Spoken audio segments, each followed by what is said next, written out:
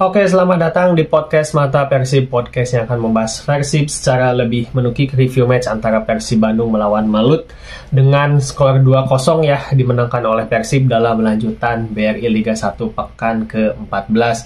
Pertandingan yang nyaman untuk ditonton, menyenangkan, puas dengan hasilnya, puas dengan permainannya, dan tentu puas saat melihat klasemen yang membuat Persib saat ini kokoh di klasemen nomor 2 ya. Masih membuntuti Persebaya di puncak klasemen gitu ya, dengan selisih poin saat ini Persib 29 poin, Persebaya 33 poin ya, ada selisih 4 poin. Tetapi Persib punya satu tabungan pertandingan melawan Bali nanti di awal tahun yang jika menang saat ini secara matematis Persib hanya berselisih 1 poin melawan Persebaya. Nah, tetapi yang bikin happy-nya adalah jarak antara posisi 2 ke bawahnya gitu, ke Borneo, ke nomor 3 sampai ke nomor 5 ini udah mulai ada jarak yang lumayan renggang gitu ya. Yang mana memang beberapa pertandingan ke belakang Borneo ini juga kepleset gitu, Persija juga nggak selalu menang gitu ya, ada keplesetnya, ada draw-nya, ada lose-nya, dan Bali United pun seperti itu gitu, masih agak struggle untuk menciptakan kemenangan beruntun, sementara yang di atas Persebaya sama Persib Bandung ini yang masih konsisten memenangkan setiap laga setidaknya dalam 3 pertandingan kebelakangnya gitu ya, mereka tidak pernah kalah. Nah, makanya kenapa kepleset, meskipun seri pun itu disebutnya kepleset gitu, karena akan membuat tim-tim lain bisa memperkecil jarak gitu ya. Nah, ini membuat Persib dan Persebaya saat ini menjadi 2 tim yang lagi fokus ya untuk kejar-kejaran di atas. Persebaya untuk mempertahankan posisi mereka, dan Persib Bandung siap untuk menikung Persebaya gitu, cepat atau lambat ya. Makanya ini penting banget untuk Persib untuk bisa selalu fokus, karena meskipun mengalahkan Malut ini membuat unbeaten-nya berlanjut, tetapi Persib harus tetap humble. Kalau kata Erling Haaland, stay humble gitu, karena suatu saat kita tetap bisa kepleset seperti lawan Semen Padang gitu kemarin contohnya. Jadi keep calm seperti yang selalu Bojan Hodak lakukan dari setiap pertandingan, dihadapi dengan tenang gitu ya, nggak terlalu panik. Bojan Hodak ini paling enak gila kalau untuk soal hal-hal yang menangani tekanan gitu ya. Di pertandingan-pertandingan penting tidak pernah terlihat panik, tidak pernah terlihat gerasak gerusuk gitu ya. Menghandle media itu bikin tenang gitu ya. Kita aja yang dari penonton melihat Bojan menghandle media itu enakeun gitu, apalagi pemain-pemain yang ada di dalam itu, di dalam internal tim juga pasti secara mental ini terjaga gitu. Meskipun kemarin di Asia kita tersingkir, tetapi di Liga secara mental Persib masih cukup stabil gitu ya. Ya, mudah-mudahan next match di Desember terutama sampai putaran 1 selesai kita bisa terus stabil, bisa terus fokus, dan bisa terus unbeaten. Tapi untuk saat ini kita stay humble dulu ya, seperti itu. Oke, kita bahas matchnya melawan Malut ini. Tapi sebelum dibahas, seperti biasa jangan lupa untuk subscribe channel Mata Persib, dinyalakan lonceng notifikasi, follow sosial media @matapersib bagi teman-teman yang belum follow gitu ya. Ikutin konten-konten kami, ramein di kolom komentar juga pandangan-pandangan teman-teman soal pertandingan melawan Malut ini ya. Sekali lagi jangan lupa subscribe channel Mata Persib. Oke, kita bahas dulu dari line up. Di pertandingan ini Persib kembali menurunkan skema utama mereka ya, 4-2-3-1 dengan Kevin Ray Mendoza yang masih belum tersentuh di posisi penjaga gawang. Kevin juga ini memang lagi on form ya, banyak save-save penting yang dilakukan dalam beberapa pertandingan terakhir, termasuk di pertandingan malam ini gitu. Lalu untuk duo center back kembali tampil Nick dan Gustavo Franca, yang mana di sini Matteo Kocijan juga ada kabar sedang cedera ringan, yang mudah-mudahan nanti bisa sembuh gitu ya, jangan berkepanjangan. Lalu untuk fullback kiri ada Edo, dan fullback kanan ada Rahmat Irianto. Setelah sebelumnya Hand cedera, di pertandingan ini Hand sudah ada di bench, tetapi Rian yang masih diberi kesempatan. Lalu double pivot Deddy Kusnandar bersama Mark Klok, yang sebelumnya juga Adam Alis, kini kembali duet pivot juara kita tampil. Lalu Tyrone Del Pino di nomor 10, Beckham di sayap kanan, Ciro di sayap kiri, dan David Da Silva di nomor 9. Nah, ini memang Persib untuk line up saat ini sedang ada kebebasannya dalam tanda kutip karena tidak ada regulasi U22 yang diberlakukan dikarenakan Persib mengirimkan minimal 2 pemainnya ya. Klub yang dikirim ke timnas saat ASEAN Championship ini boleh tampil tanpa pemain U22 lewat regulasi gitu ya. Karena Persib udah kirim Kakang sama Robi, jadi Persib terbebas dari regulasi U22 ini untuk sementara ya.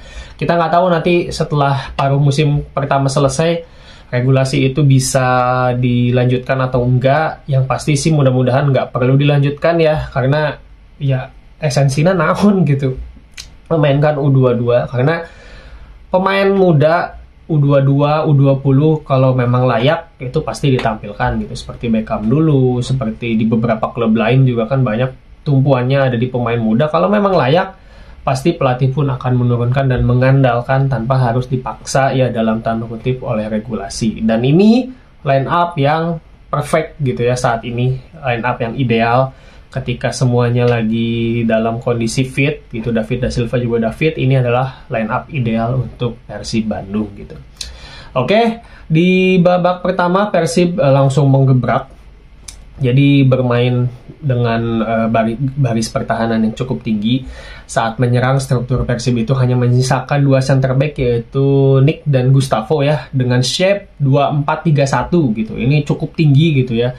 Si 2 back ini pun garisnya tinggi, dan full back Edo dan Rahmat Irianto ini maju gitu sejajar dengan si Mark Klok dan Deddy Kusnandar. Ini yang membuat Persib langsung bisa memegang kendali pertandingan dan banyak progresi dari lini tengah. Nggak lama, memang sekitar 3 menitan Persib sudah langsung mendapatkan peluang emas ya lewat progresi dari lini tengah.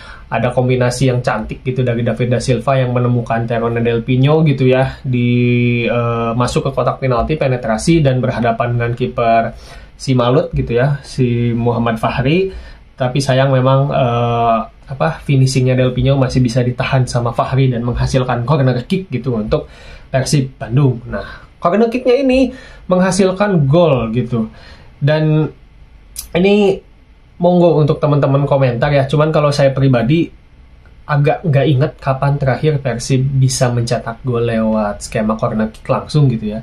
Yang memang langsung disundul atau dilakukan finishing dari situasi corner kick itu agak gak inget siapa yang terakhir menciptakan gol atau kapan di pertandingan apa gitu Persib menciptakan gol dari situasi sepak pojok seperti ini. Dan di pertandingan ini secara overall pun Persib banyak melakukan atau menciptakan peluang lewat corner kick gitu ya. Seperti ada skema yang baru, jadi Tyrone Del Pino ditaruh di tiang jauh dan melakukan finishing, atau di situ menciptakan kemelut yang membuat Persib bisa menciptakan gol gitu. Nah, di gol ini sayangnya dianulir karena Nick Kuipers di situ foul menabrak kiper gitu, yang membuat kiper Muhammad Fahri jatuh, meskipun Tyrone Del Pino sebenarnya clean gitu berhasil menempatkan bola dan menciptakan gol, sehingga di sini golnya dianulir dan skor masih 0-0. Nah, pasca gol dianulir, tekanan Persib tidak berkurang, masih melakukan banyak progresi dari lini tengah. Untuk Malut sendiri bermain low block gitu ya, dengan shape 4-4-2 ketika bertahan, menyisakan 2 strikernya di depan. Strikernya sebenarnya si Diego Martinez itu si Calana Cino-nya. Di belakangnya ada si Ivan Korea. Nah, kadang mereka sejajar, kadang juga 4-4-1-1 gitu, yang bener-bener nyisain si Cino di depan gitu untuk counter attack. Dan beberapa kali memang si Malut ini ketika mendapatkan bola langsung mengirimkan bola ke si Cino untuk dilakukan counter attack, tapi bolanya nggak nyampe gitu. Jadi susah untuk Malut melakukan build up gitu. Karena Persib sangat menumpuk pemain, terutama di lini tengah, banyak progresinya dari lini tengah, tidak banyak ke sayap ya. Tidak banyak untuk mengalirkan bola ke, biasanya kan kita ke flank gitu, ke Ciro, ke Edo, tapi kemarin itu banyak melakukan kombinasi passingnya di lini tengah, ditambah di situ dilakukan overload di mana Edo dan Rahmat Irianto ini underlap, sehingga secara struktur ini jadi 4, di tengahnya tuh jadi 4 dan rame di situ. Ketika bolanya pemain-pemain ini sudah pada nyampe di depan kotak penalti Malut, itu di situ Persib melakukan umpan-umpan pendek yang membebaskan David da Silva, membebaskan Terone Del Pino gitu untuk bisa menciptakan peluang. Ini enak banget untuk ditonton. Kenapa? Karena secara tempo pun Persib megang gitu ya, bukan tempo yang lambat, tapi temponya enak, intens gitu ya, dominasinya juga kerasa, beberapa peluang tercipta gitu, peluangnya Klok gitu yang nendang dari luar kotak penalti itu juga kan tercipta di area tengah gitu ya, depan kotak penalti Malut, karena ya Persib memang banyak overload di situ dan menciptakan beberapa set piece juga gitu untuk Persib. Makanya di babak pertama ini meskipun tadi skor masih 0-0, rasanya memang hanya tinggal menunggu gol dan menunggu momen untuk Persib melakukan finishing yang klinis gitu. Sayang banget kalau dengan banyaknya peluang dan permainan yang cukup cair, tapi Persib tidak bisa menciptakan gol. Nah, meskipun begitu, ketika Persib mencoba progresi dari sisi sayap, di sini Safrudin Tahar di sayap di bek kanan dan si Firman di bek kiri cukup kuat sebenarnya Malut ini untuk menahan progresi dari sisi sayap. Makanya kenapa ada momen di mana Ciro Alves juga dipindahin ke sayap kanan ya, tukeran sama Etam, karena ya di Safrudin Tahar di sebelah sana, di sebelah kanan lumayan susah juga untuk ditembus. Tapi untungnya ya Persib di pertandingan ini tidak bertumpu untuk progresi selalu ke sayap gitu, karena tengahnya ini hidup banget.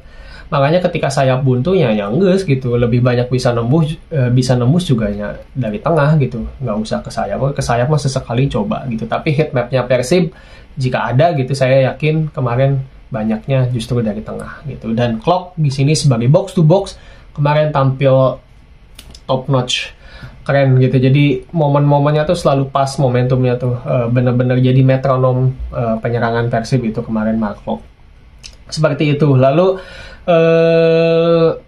shot on target Malut baru terjadi di menit 43-an gitu ya, setelah Persib memang ada kesalahan build up dari Edo gitu ya ketika menyerang, dan tadi si Malut langsung melakukan direct ball dan terciptalah shot on target dari si Korea gitu ya. Tapi ini pun bukan masalah yang berarti ya gitu. Secara skema pun Malut counter attack-nya yang memang mengandalkan individual juga gitu, karena memang secara pertahanan Persib lagi disorganisasi, makanya berbahaya. Nah, sebelum peluang ini Malut tidak menciptakan banyak peluang on target gitu ya. Beberapa kali mereka mencoba menembus dari sisi sayap, karena itu emang kelebihannya, menciptakan crossing, tetapi ya berhasil diantisipasi oleh Nick maupun Gustavo Franca, seperti itu. Jadinya kelemahan Persib lewat bola crossing cukup bisa diantisipasi, karena ya memang si Malut pun, si Cino ini juga nggak terlalu membahayakan gitu ya. Off the ball-nya maupun on the ball-nya cukup mudah kemarin untuk diantisipasi, alhamdulillah, oleh Nick Kuipers maupun oleh Gustavo Franca. Lalu di babak kedua, Malut di sini lebih terbuka karena skor masih 0-0. Mereka yang tadinya main low block mulai berani bermain meninggikan gitu garis pertahanannya, dan progresi Malut memang jelas ke sayap gitu ya, seperti yang sudah disebutkan tadi. Banyak pemain-pemain yang cepat, banyak pemain-pemain yang eksplosif yang bisa menggiring bola lebih lama gitu dari pemain-pemain Malut ini. Ada Rivala Story gitu, Adriano Duarte.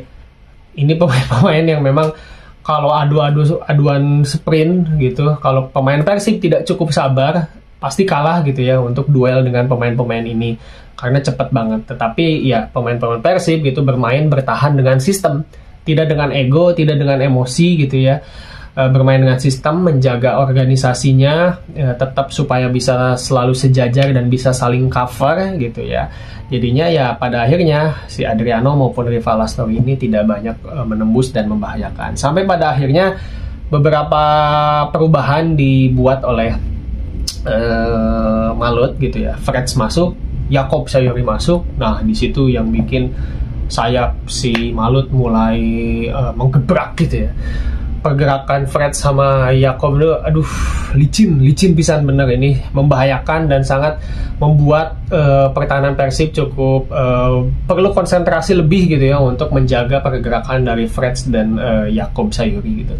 Fred Butuan seperti yang kita kenal, ini mantan yang saya harapkan bisa kembali gitu ya, karena Fred ini sangat efektif gitu pergerakannya, meskipun tidak menciptakan shoot on goal tapi dia selalu bisa mengancam. Cut inside-nya Fred ini khas banget dan berkali-kali diulang juga masih tetap bisa menembus gitu ya si Fred ini. Makanya kemarin beberapa tendangan juga berhasil dilesakan sama Fred gitu, walaupun masih bisa dibentangkan sama Kevin Mendoza. Jakob Sayuri pun seperti itu, dan mereka berdua ini kemarin saling switch, ganti flank kanan, flank kiri sama baiknya.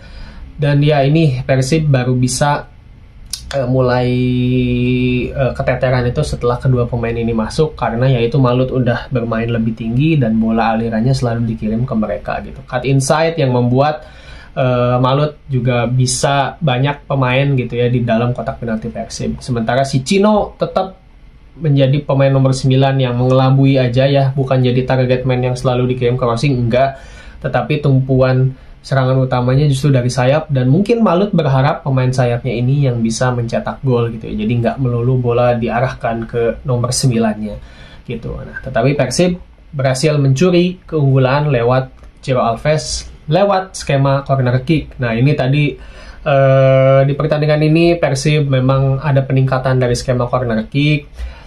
Saya juga tadi bilang tolong diingatkan kapan ya Persib terakhir bisa mencetak gol lewat skema corner kick seperti ini gitu ya, karena udah lama juga gitu nggak melihat, mungkin di musim ini atau di musim sebelumnya agak lupa. Tetapi Persib skema corner kicknya malam ini di pertandingan melawan Malut memang banyak membahayakan gitu ya. Sebelum gol ini tadi ya gol Tyrone, lalu ada sundulan yang dilesakan sama Nick gitu kalau nggak salah, juga itu membahayakan tipis gitu. Pokoknya lumayan enak. Dan beberapa kali juga Tyrone Del Pino ini ketika corner ditempatin di tiang jauh gitu ya, yang mana membuat satu pemain dari lawan pasti juga jadi ketarik ke situ. Nah di golnya Ciro ini awalnya memang yang diarahkan ke Nick, dan di situ terjadi kemelut yang berhasil menemukan Ciro Alves dan akhirnya melakukan salto gitu. Gol yang cantik. Ciro Alves di pertandingan ini nggak banyak berkontribusi positif sebenarnya ya. Jadi pergerakannya banyak ketebak, passingnya juga beberapa kali ada miss. Makanya di babak pertama juga tadi ditukar gitu ya posisinya sama Etam, karena di sebelah kiri dia cukup dijaga dengan baik oleh Safrudin Tahar. Tetapi Ciro adalah Ciro gitu. Ciro selalu menjadi the right man and on the right place gitu ya. Ketika ada peluang sekecil ini dia bisa mencetak gol, dia bisa membuat perbedaan gitu. Alhamdulillah, semoga selalu bisa gede milik kayak gini gitu ya. Yang memang pada akhirnya Persib yang membedakan ya ini gitu, small margin seperti ini yang membuat kita unggul gitu 1-0.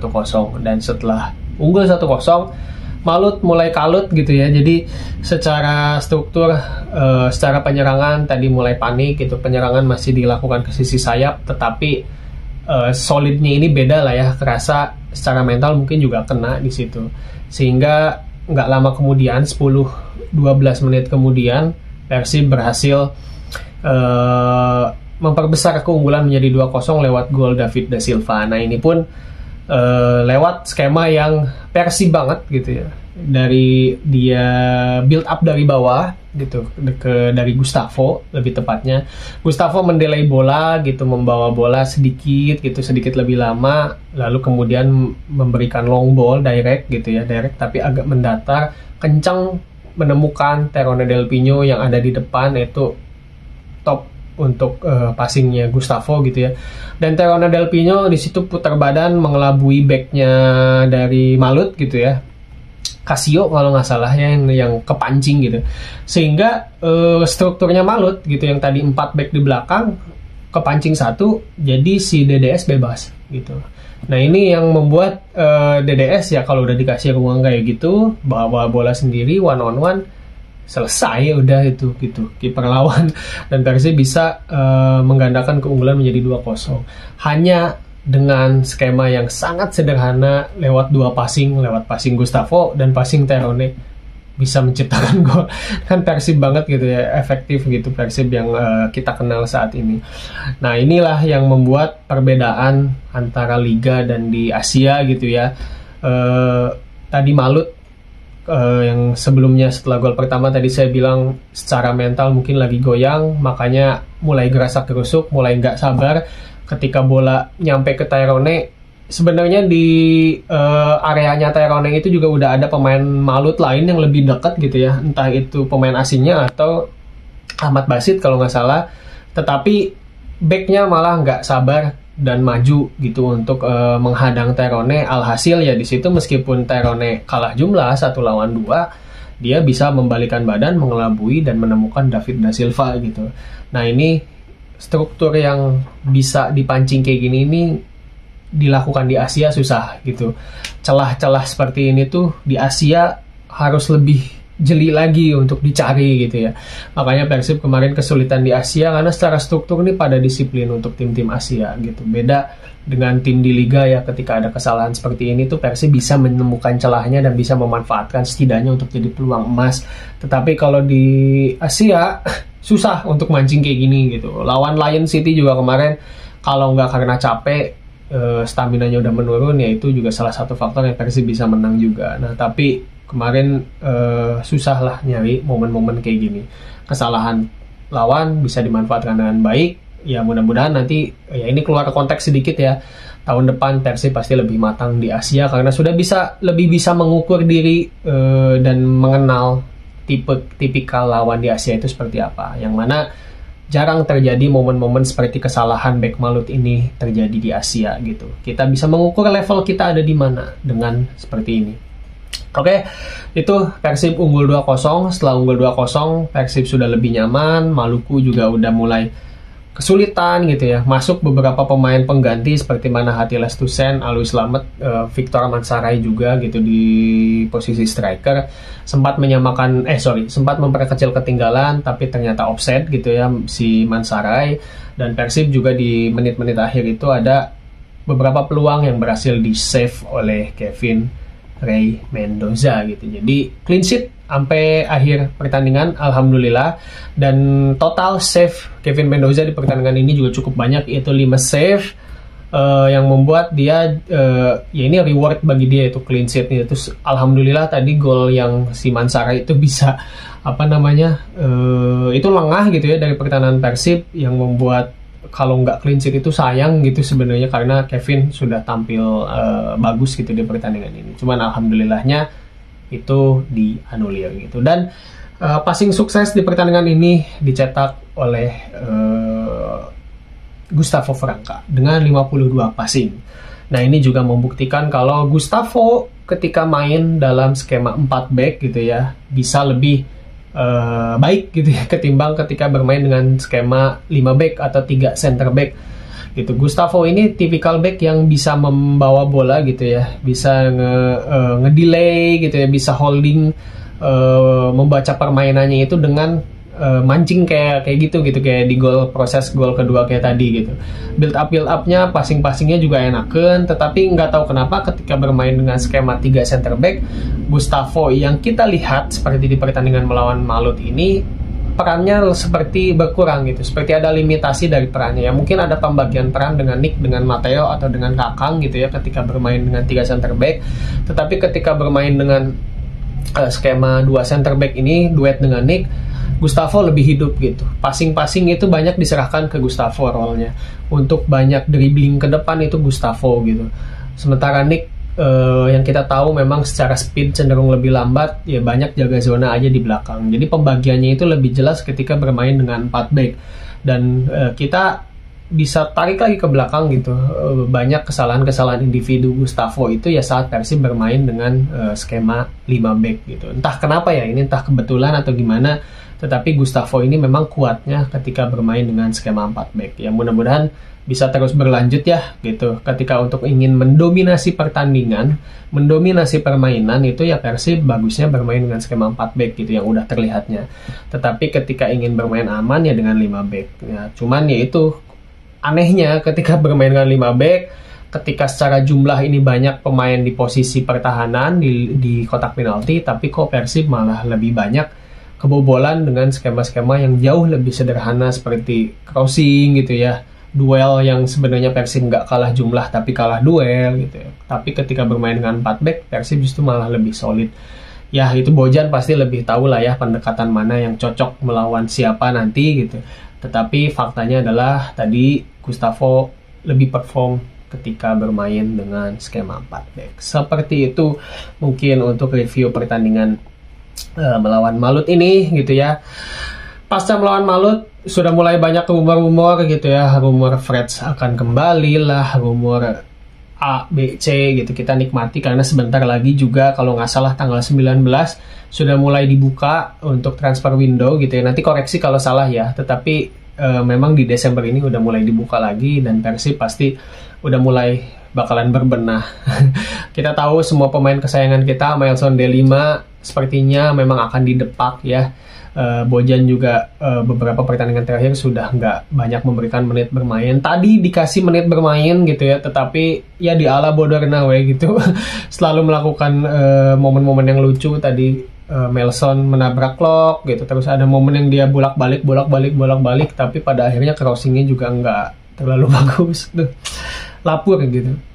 Memang kalau teman-teman ngikutin podcast ini ya dari awal-awal, saya juga sempat menyebutkan Mailson ini kalau di sayap kiri memang lebih oke gitu ya, crossingnya enakan, gitu, pergerakannya juga ada potensi gitu ya. Peaknya Mailson, performanya dia yang cukup oke itu yang pas lawan Lion City yang kita comeback. Kirain setelah itu tuh Mailson bakalan meningkat, tapi ternyata performanya stagnan bahkan cenderung menurun gitu ya. Secara chemistry dengan teman-teman pun tidak terbentuk gitu ya, tidak berkembang. Dan lawan Malut ini juga banyak yang dia nggak dikasih passing ya mungkin. Aduh, pokoknya ini salah satu pemain asing yang cukup lapur lah ya gitu untuk Persib Bandung. Dan kontribusinya ya memang hanya di assist dan di selebrasi gitu ya. Assistnya nggak usah, ada 1 assist gitu si Mailson ini. Dan di Asia juga kemarin sempat mencetak gol tapi dianulir gitu. Ya mudah-mudahan nanti bisa diganti lah ya si Mailson ini, karena untuk di putaran kedua kita juga menghindari jadwal padat dan rotasi pemain dengan kualitas yang kualitas yang nggak beda jauh gitu ya. Menghindari cedera ya, kita harapannya bisa mendapatkan pemain yang secara standar bisa lebih tinggi dan bisa membawa Persib lebih tajam lagi seperti itu. Karena so far di sayap kanan masih berganti-ganti, Etam, Terone, Rian Kurnia gitu, Ferdiansyah, semuanya masih belum ada yang konsisten perform dengan standar yang lebih tinggi gitu ya. Ya sejauh ini ya masih sesuai kebutuhan gitu. Kadang Bojan menempatkan Beckham gitu untuk mengisi juga posisi half space gitu ya. Tyrone juga suka ditaruh di situ. Rian Kurnia kemarin tampil di sayap kanan secara pergerakan tanpa bola udah oke, tetapi length up play-nya gitu untuk melakukan passing-passing, chemistry-nya dengan teman-teman yang lain kemarin masih banyak miss gitu ya. Kita harap bisa melihat Rian Kurnia juga menemukan performanya seperti di pertengahan musim kemarin ya, sebelum dia cedera gitu. Itu Rian yang lagi oke, sayang malah cedera, tapi setelah itu ada Febri Bow yang step up.